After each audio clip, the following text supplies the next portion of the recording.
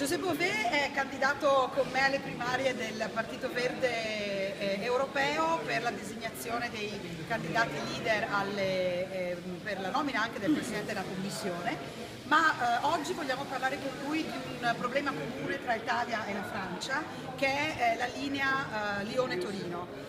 Oggi a Torino appunto c'è questa riunione importante dove abbiamo invitato anche i Verdi francesi e vorremmo sapere da lui che cosa si muove in Francia intorno al tema delle grandi infrastrutture.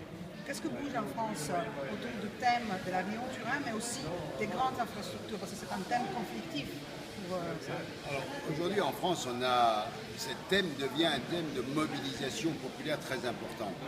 Évidemment, il y a la question du Lyon-Turin, je reviendrai dessus après, mais ce qui cristallise aujourd'hui, qui est le symbole en France des grands projets inutiles et imposés, c'est l'aéroport de Notre-Dame-des-Landes, qui est devenu le symbole de ce qu'on veut imposer, un modèle de développement, un modèle de transport qui correspond à rien, qui est un gaspillage d'argent public, qui est le privé qui capitalise les infrastructures et qui détruit les territoires et chasse les paysans.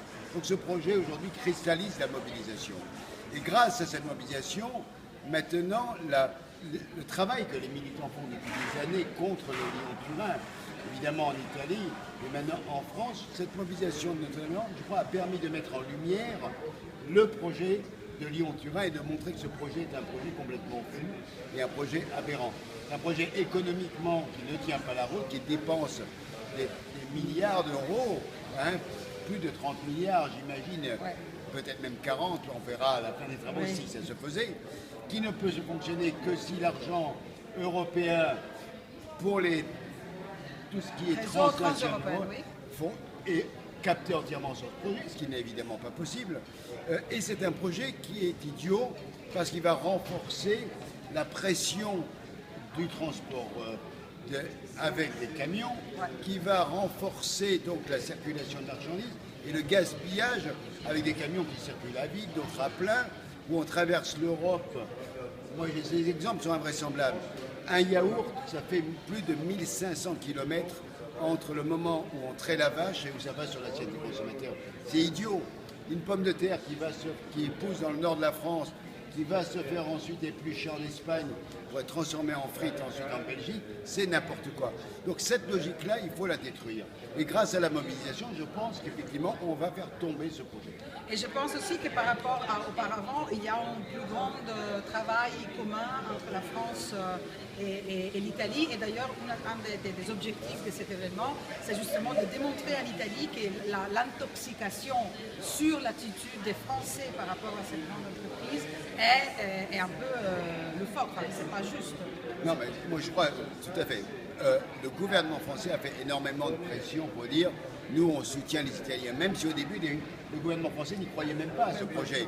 Mais ils ont dit il faut être sympathique, comme Berlusconi est parti, on va être gentil avec les Italiens, on va dire qu'on est pour le projet. C'est complètement idiot, ça, c'est pas comme ça qu'on fait de la politique, mais bon, il paraît que c'est comme ça qu'ils font eux. Donc, les Verts d'ailleurs ont voté contre au Parlement.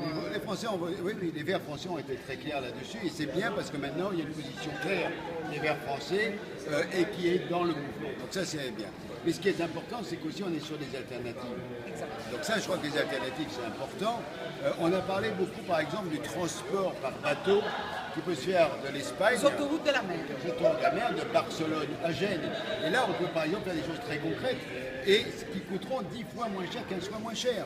Si on est capable aussi d'imposer l'obligation des transports à plein et qu'on arrête d'avoir 40-50% des camions qui circulent à vide, eh bien on n'a pas besoin d'une Lyon-Turin. Donc ce sont des choses très concrètes, très simples, qui ne coûtent pas des sommes astronomiques, mais qui permettront aux gens de vivre mieux et à la planète de ne pas se réchauffer et à permettre à la montagne de vivre calmement pour les gens qui y habitent.